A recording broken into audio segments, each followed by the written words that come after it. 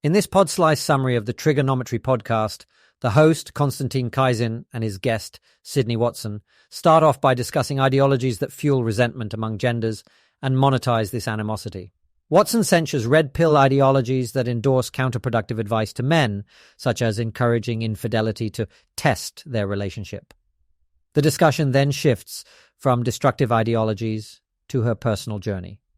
Sydney Watson is originally from Australia, where she first made a name for herself in political discourse. Her leap into popularity was followed by a video she made in 2018 that compared American and Australian gun control laws. This comparison was quite controversial, sparking both support and backlash.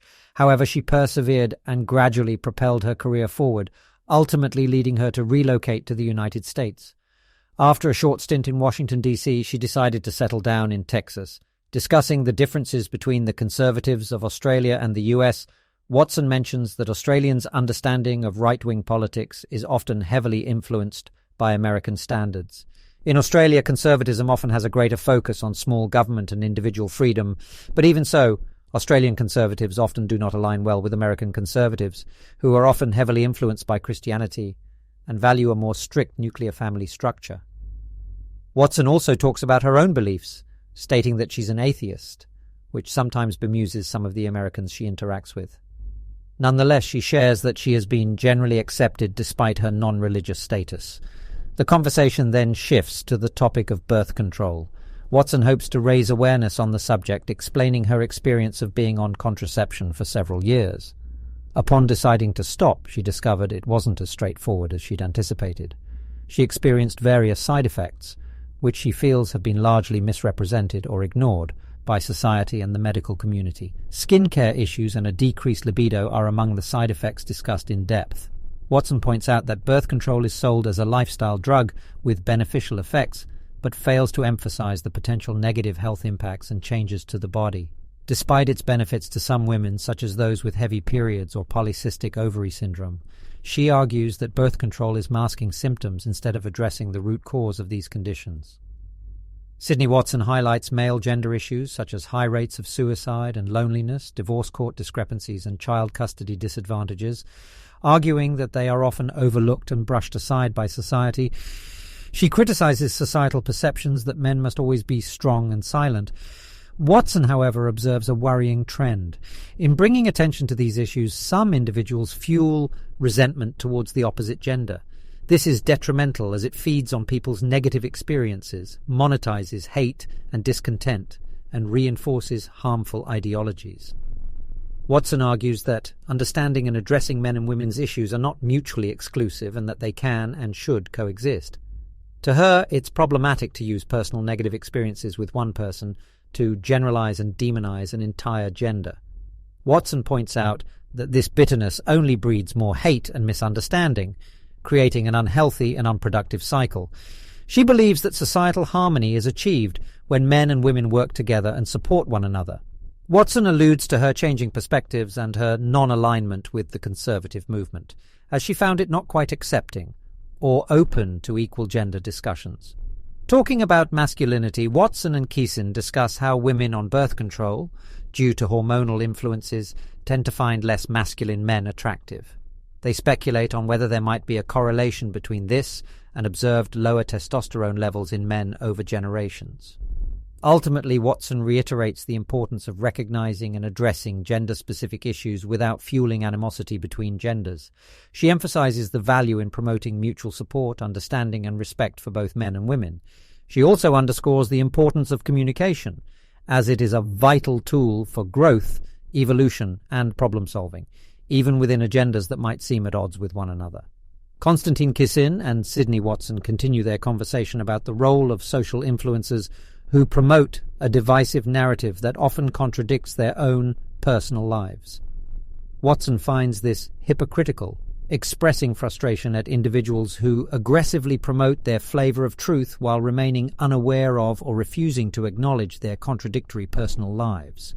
She finds the fervor of their support puzzling and suggests the possibility of their supporters continuing to back these influencers despite the knowledge of their personal life inconsistencies.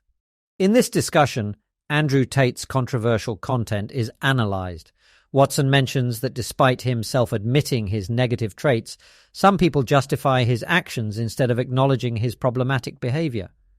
Sidney and Constantine both question why individuals who uphold traditional values rush to defend Tate, whose views they see as inconsistent with these values.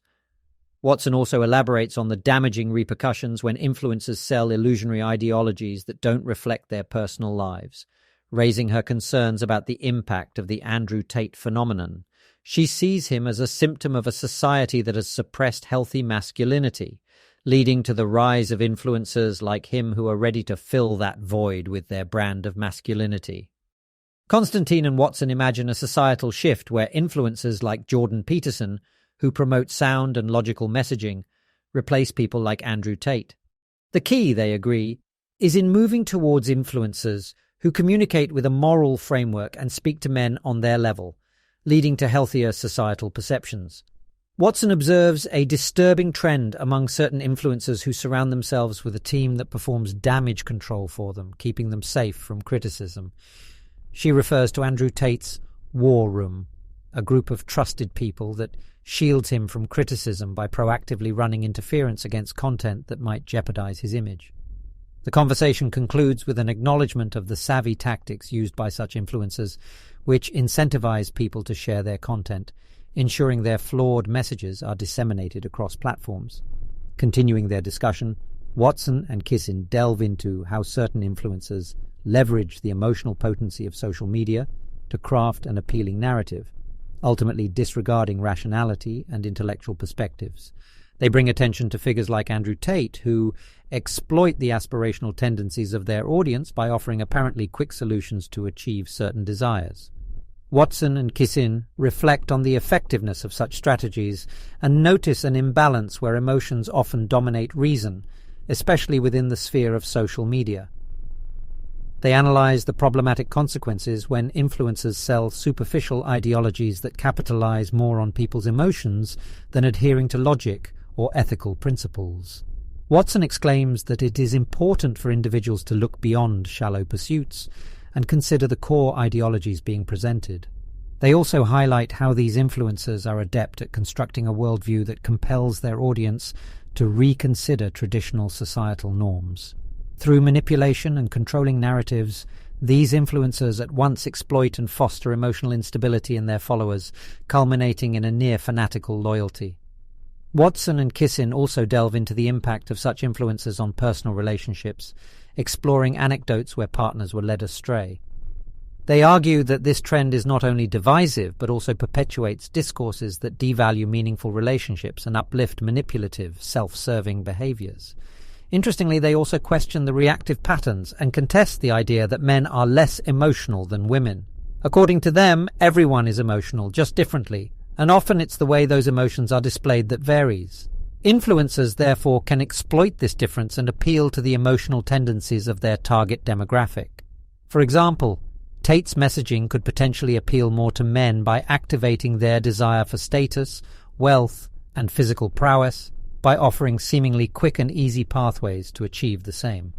This part of the conversation also reveals how Watson and Kissin question the legitimacy of these influencers' life, contemplating whether their life truly represents the ideologies they preach, or if it's simply a facade for manipulation and personal gain.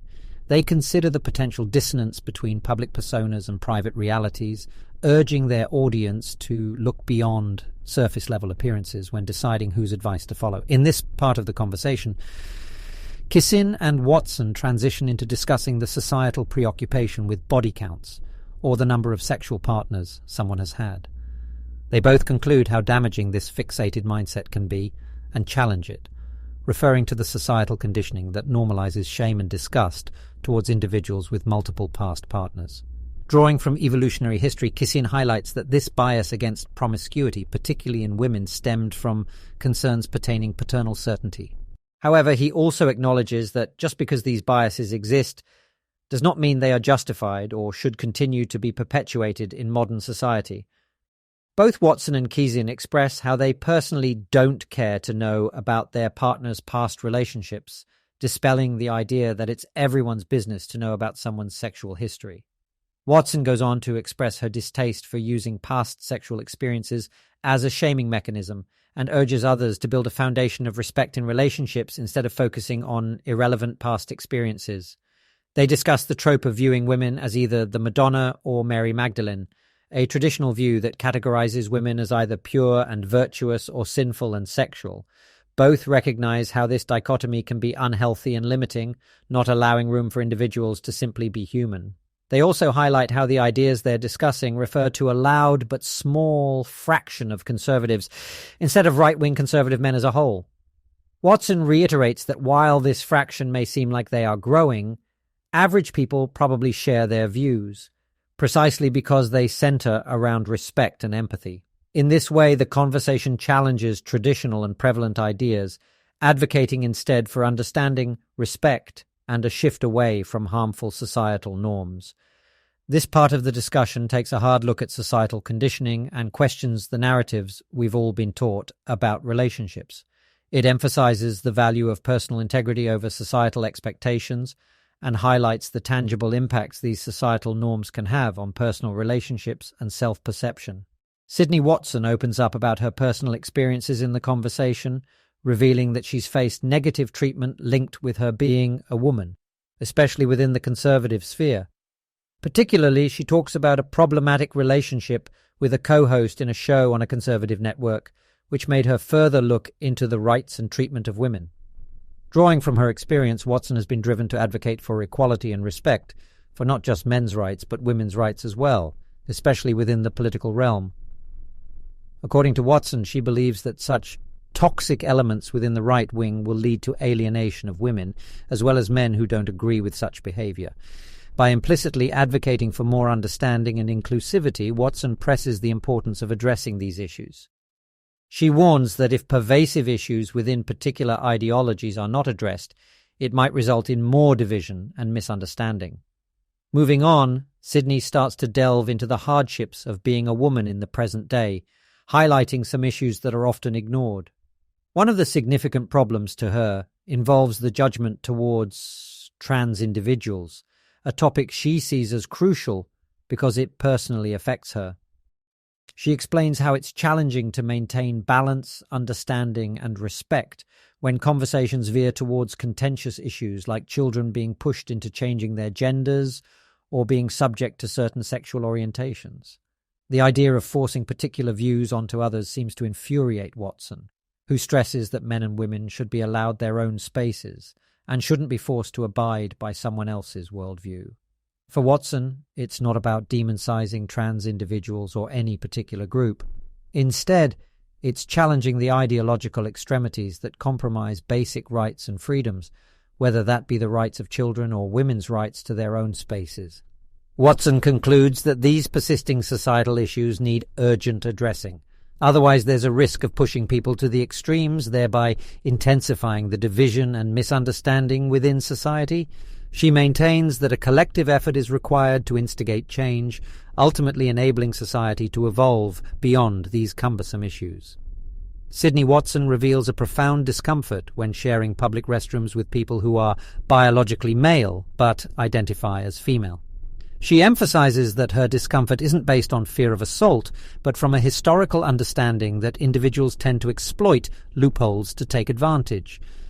Watson expresses sympathy for normal trans people navigating their dysphoria and societal expectations, but she is concerned about the overall societal implications of blurring gender definitions. Specifically, she takes issue with laws and other measures that disregard the unique experiences and spaces of women and mothers. In her view, disregard for biological differences between men and women has far-reaching repercussions. Pivoting the conversation away from the gender debate, Watson emphasizes the urgent need for societal discussion about the effects of hormonally based contraceptives, often referred to as the pill. She believes that there is a link between the widespread use of hormonal contraception and increasing rates of mental health issues, such as depression and anxiety, particularly in women. This then has a further ripple effect on men as well. In connection with the subject of hormones and biological implications, Sydney addresses the issue of casual sex as highly consequential yet overlooked. She believes it is significant and warrants more explicit societal attention. One audience member brings up Watson's past vaccine experience, specifically her adverse reaction to the HPV vaccine, questioning if it still affects Watson today and whether this has influenced her stance on COVID-19 vaccines. As the conversation transitions to a discussion on vaccine safety and individual choice, we can see that Watson is adept at addressing contentious and impactful health issues. These include the potential side effects of widespread vaccine and contraceptive use, as well as questions about sexual and gender-based norms. Check out the full podcast by clicking the link in the description below. Make sure to like, comment, and subscribe for more content like this. Thank you for listening to this podcast summary episode of the Pod Slice.